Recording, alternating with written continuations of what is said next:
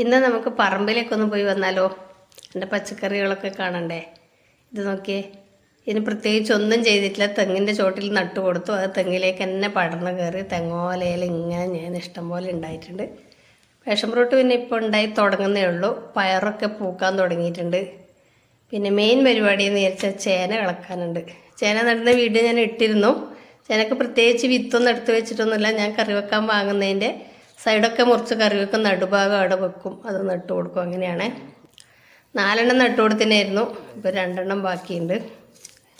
ഉള്ളിയൊക്കെ ചീഞ്ഞ് പോയായിരുന്നു മഴയത്ത്, കുറച്ചെണ്ണേ ബാക്കിയുള്ളൂ. ഉണ്ടാവുമോ നോക്കാം. അങ്ങനെ ചേന കിട്ടിയിട്ടുണ്ട്. നമ്മൾ നട്ട് നനച്ചുണ്ടാക്കിയിട്ട് അത് കിട്ടുമ്പോഴുള്ളൊരു സന്തോഷമില്ലേ. പിന്നെ അടുത്ത പരിപാടി എന്ന് വെച്ചാൽ ഒരു പാവലിൻ്റെ ചെടിയുണ്ട്, അതിനൊരു പന്തലിട്ട് കൊടുക്കലാണ്.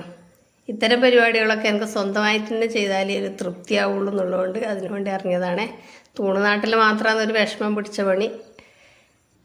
എന്തായാലും അങ്ങനെ പന്തൽ സെറ്റാക്കിയിട്ടുണ്ട്. ഇഷ്ടപ്പെട്ടോ ഇല്ലയോ എന്ന് പറയണേ.